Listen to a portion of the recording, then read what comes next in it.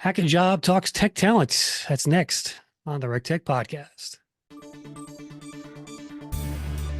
Welcome to RecTech, the podcast where recruiting and technology intersect. Each month, you'll hear from vendors shaping the recruiting world, along with recruiters who'll tell you how they use technology to hire talent. Now, here's your host, the mad scientist of online recruiting, Chris Russell. Hello again, Rec Techies. Welcome to the only podcast that helps employers and recruiters connect with more candidates through technology-inspired conversations. Mastering recruitment technology is the key to hiring great talent. That's why my show exists. All right, Hackajob, the reverse tech hiring platform, recently launched a new on-demand hiring solution for tech workers. Joining me now to talk about it is their head of growth, Luke Coleman. Hey, Luke, how's it going? Yeah, very good. Very good, Chris. How about yourself? Not too bad. He joins us from Bristol, England over there. So across the pond, as they say. So Luke, remind the audience first what Hackajob does again. Yeah, so as you mentioned at the start, Hackajob is a two-sided marketplace that connects tech talent to employers. And we're very passionate about both sides of the marketplace. We have a really good understanding of the candidates and their skill set. And through our matching platform, we have a 90% response rate for candidates to employers. So really giving candidates a really strong focus on the opportunities that's presenting to themselves. And then on the other side, employers giving them access to incredible talent so they can have relevant conversations and growth. Nice. And remind me again, how old is Hackajob now? Hackajob is around 10 years old 10 years now. Old. Yeah. And we, recently last year, announced our Series B of 25 million, which is incredible during this market, and it allowed us to launch in the US, which was one of our core focus. Yeah, and getting to know the Hackajob team a bit over the last year, so that's cool. Luke, how would you describe the state of tech hiring now, both in the US and abroad? Give me some feedback on that. Yeah, it's been an interesting time over the last 2 years, and really tough, right? I think we've gone from a very candidate-driven market to a very employer-driven market, and you probably wouldn't have predicted 5 years ago that software engineers would be struggling for opportunities, right? So I think it's been tough, but I think it really helps. Well, how can I say, as a recruiter, it's really going to help us shape the way that you hire, and really focus on that quality and experience that you can provide to software engineers, and help them choose the right organization as well, right? So I think there's a bit of an equaling out of what employers do and what candidates do as well. Yeah. Have you seen more of an influx of developers onto the platform in this time because more are looking for work? Yeah. I think we've always been candidate led. Like we're averaging around 2,000 candidates onto our platform every week. We have a community of around 900,000 in terms of touch points. Wow. Yeah, and for us is we're asking the right questions when a candidate comes onto our platform, really understanding what a software engineer does, right? What are their skill sets? So if you're a software engineer, you're going to have a certain tech skill that you focus on, right? So we really get to understand that. So then we can match them with the right company who uses that tech stack. So even though there's a tough market, you still want, and candidates still want to have the right conversations, right? And they don't want to waste time, which is where we come in. Yeah. Do employers on your platform, do they get like any kind of alert that a new developer has joined with certain skill sets? How is that sourcing piece activated? Yeah. So that's the really exciting part of Hackajob. So an employer will build up a job description and a job role, and they'll put their key skills in, what they're looking for, the years of experience, etc. And then they'll start matching with talent on our platform. So then they'll have a pipeline of talent that is being generated, and then they can reach out to the candidate. And the really cool thing here is the candidate is in control of whether they respond to the client. So the client will approach the candidate then can choose if they accept it or not. Our acceptance rate is around 90% on average, which is incredible, right? If you look at LinkedIn, even in a candidate-led or an employer-led market, you're still not going to get that response rate, and a lot of engineers and tech people are not wanting to be on LinkedIn either. So that 90% shows the power of that matching. So the employees get a regular pipeline of incredible talent daily that's matched, but for the crux of it, the candidate is still in control of whether they respond to the employer. That's cool. I love reverse, marketplaces like that. So I think we need more of those in the different industries as well. So let's talk about your new on-demand contract-based hiring solution. What motivated it, and how does it address current challenges in today's marketplace?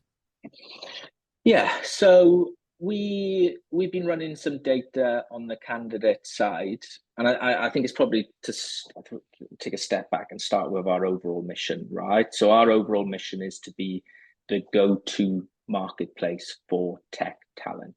So if a technical person is looking for a role, they come to Hackajob, and we're able to deliver for them, and they don't have to go anywhere else because they have an incredible experience, and that experience is how they feel, and also that we deliver the right opportunities to themselves, right, or to those candidates. So when we were running the data, 60% of our candidates were open to contract roles, and so that means there's a huge number of candidates that we can't deliver for, because our Hackajob proposition is focused on permanent opportunities for our candidates. So we've seen a huge opportunity where we can help candidates connect with contract-focused work.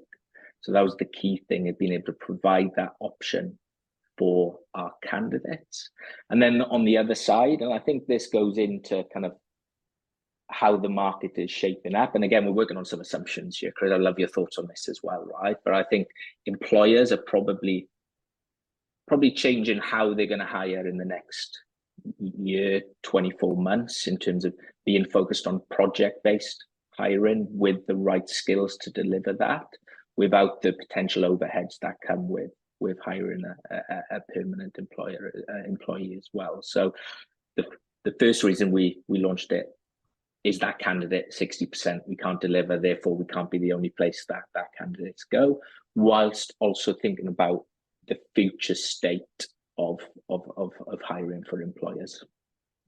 Yeah, it's a good look at it. I do think that, like you said, we're moving towards this on-demand workforce anyway, with the whole gig economy and everything. And it just makes sense that it's going to seep into all kinds of industries, from an on-demand standpoint for hiring. So I think you're spot on there.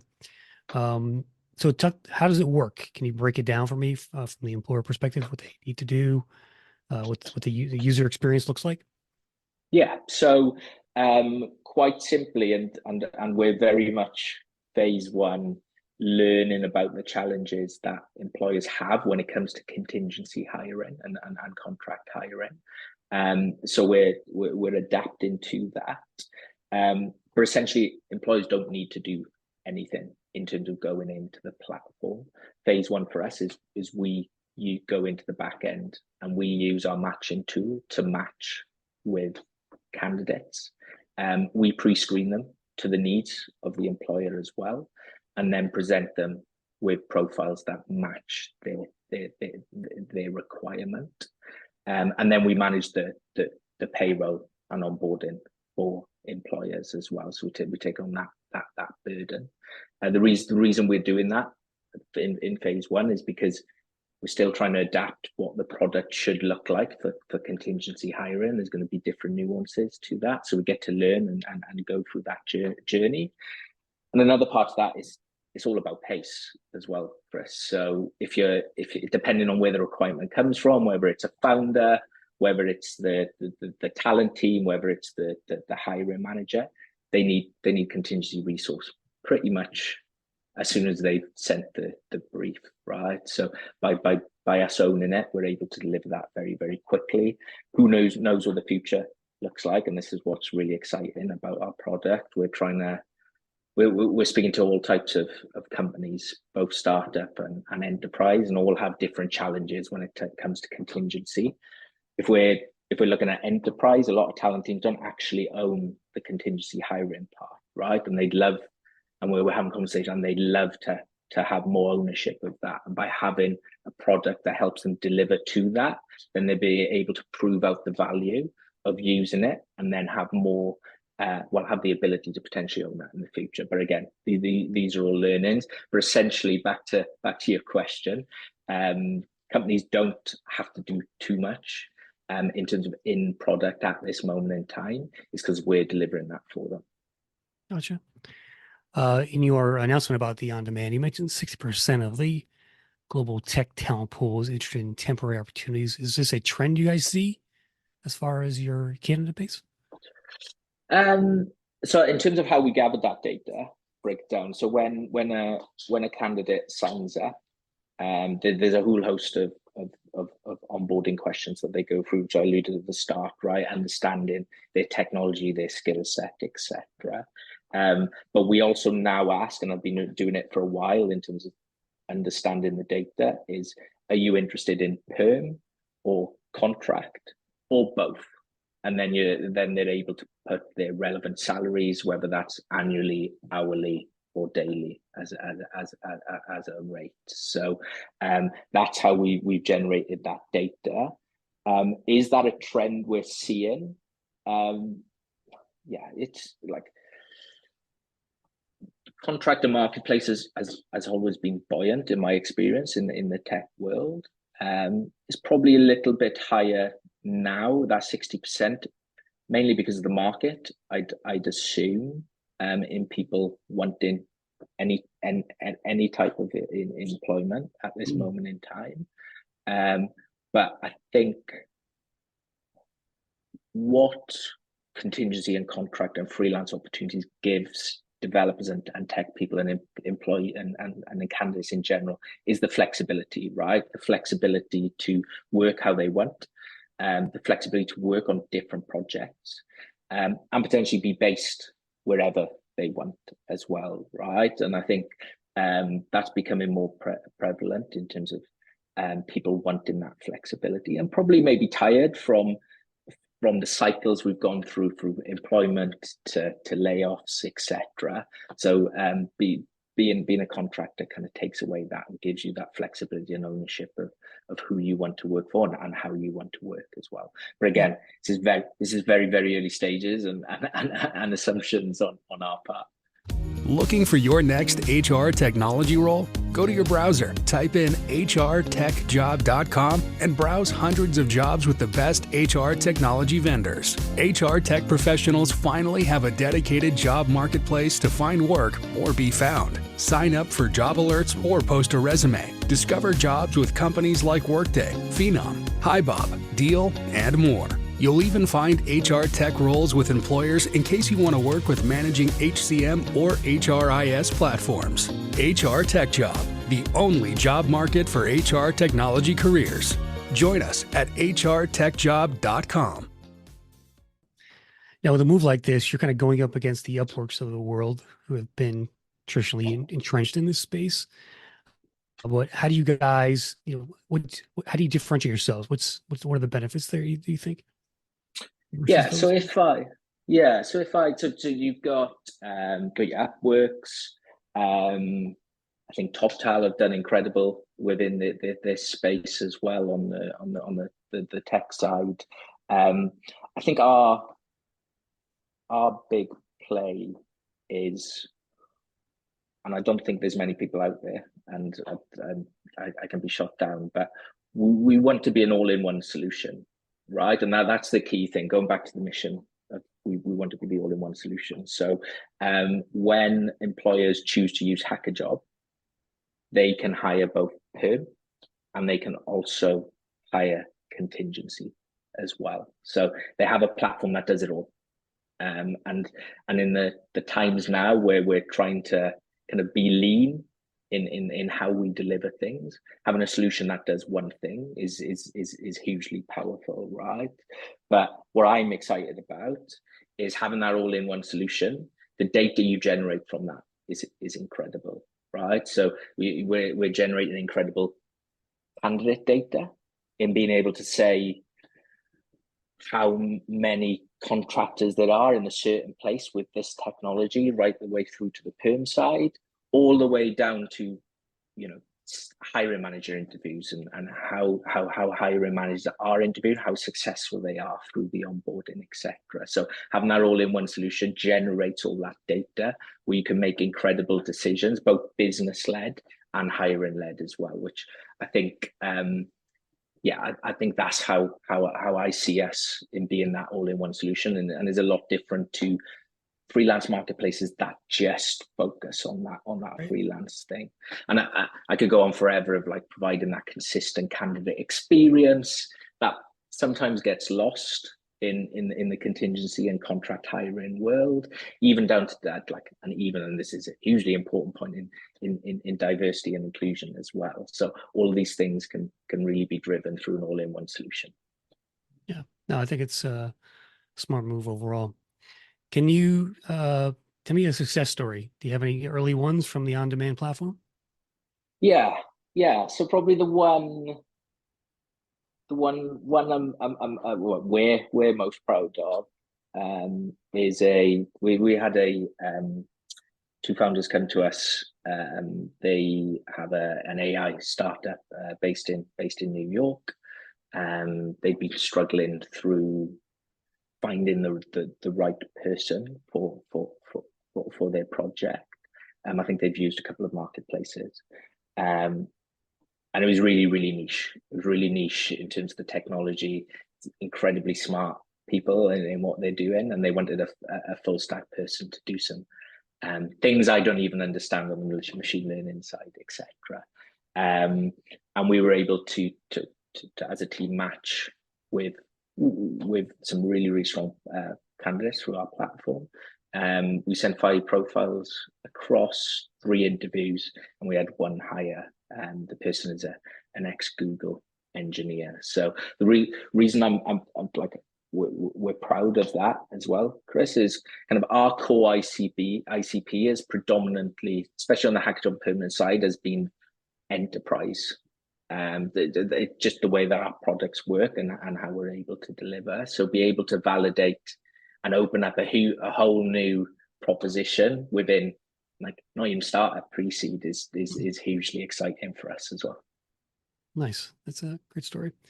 Mark, I want to ask you about your job a bit. So what's your head of growth for a tech hiring platform? What's your day to life? Give me a day in the life, and then also what's driving you in terms of what's working for you guys as far as driving leads into the platform? Yeah. So we have an incredible client base currently. So a lot of our current opportunities is coming from our current clients. Yeah.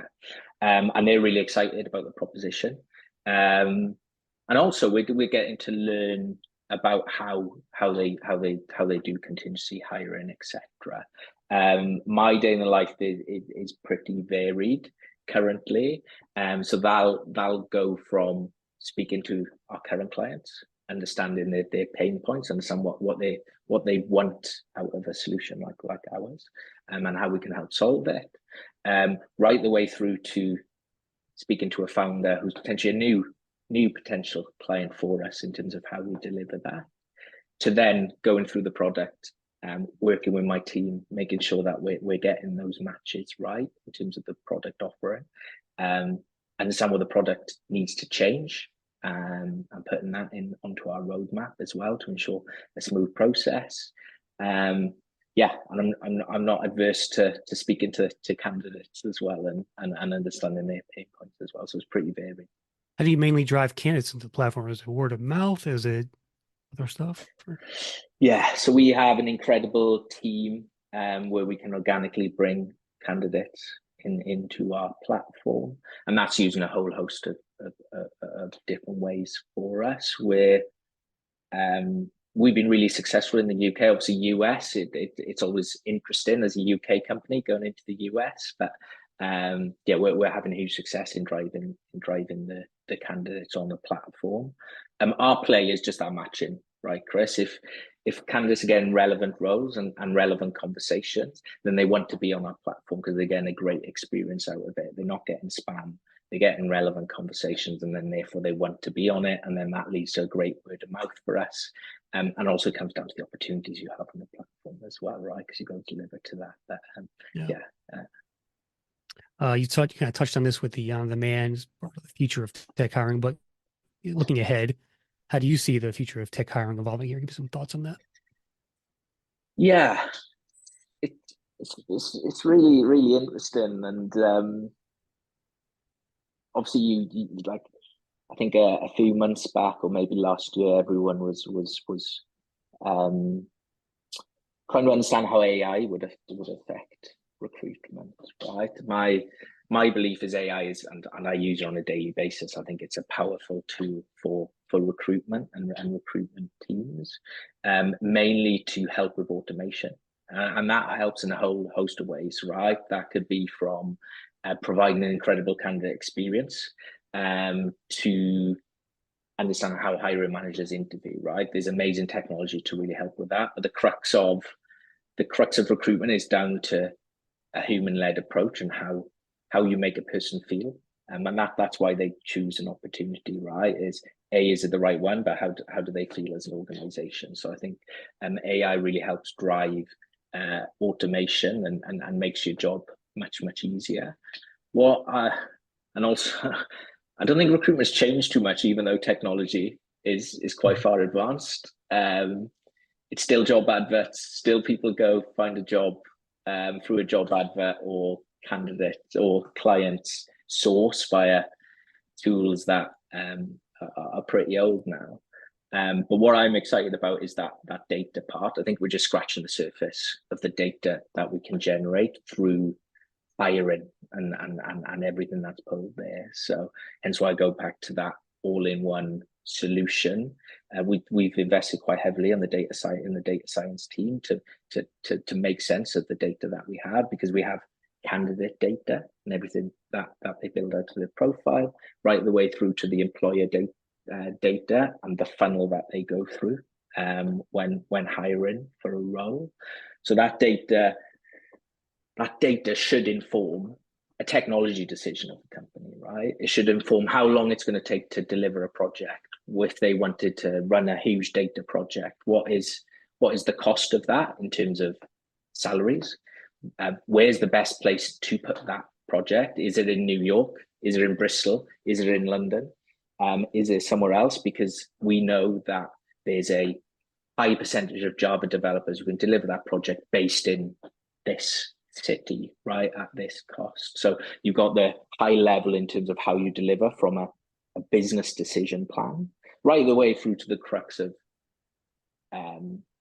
understanding how hiring manager is interviewing, the data around that, etc. So yeah, I think we can use data in a much better way. I think we're understanding and generating that right data to make impactful decisions, not just within hiring, but higher up across the business as well. And that's without getting into the cost and savings, etc. So yeah, that's where I think we can really develop ourselves as talent teams and recruitment teams in telling that story to the business. And that's not just down to agency cost saving, right? It's so much bigger than that in terms of the data we can generate. Talking with Luke Coleman from Hackajob.com. Luke, last question for you. How'd you get your job? Tell me about that process. How did I get my job? So we haven't said this, and I was telling you off here. So I met Mark, the co-founder, around 10 years ago. He pitched me Hackajob. I think it was via a PDF rather than a project. I was heading up a recruitment team at at Argos, which is a big e-commerce company in the UK. And we took a punt on Hackajob, mainly because of what it's trying to do, and Mark himself. And they did incredible things in terms of our growth. We went from 0 to 500 engineers over a space of time at Argos, and Hackajob were fundamental to that. And fast forward to today, 10 years ago, with the Series B, Mark said he had an opportunity, and that thought I was a good fit. So I had multiple conversations with himself and the team at Hackajob, and it seemed like a really, really good time, because I've always been passionate about what we're trying to achieve, right, as a product, right the way back 10 years ago. So yeah, this is a 10-year very networking nice success story. 10-year networking success story. That's the long game, right? That wouldn't look good on your data, on your stats, but it's good to come full circle. Awesome. Well, Luke, appreciate your time today. Thanks for joining us here on RecTech. Lovely. Cheers, Chris. That will do it for this episode of the RecTech podcast. Be sure to follow us on the socials: Facebook, Twitter, LinkedIn, via the @RecTech Media handles. See every video, blog, and podcast we publish. Thanks for tuning in, everyone. Remember, always be recruiting. Another episode of RecTech is in the books. Follow Chris on Twitter @ChrisRussell or visit rectechmedia.com, where you can find the audio and links for this show on our blog. RecTech Media helps keep employers and recruiters up to date through our podcasts, webinars, and articles. So be sure to check out our other sites, Recruiting Headlines and HR Podcasters, to stay on top of recruiting industry trends. Thanks for listening, and we'll see you soon on the next episode of RecTech, the Recruiting Technology Podcast.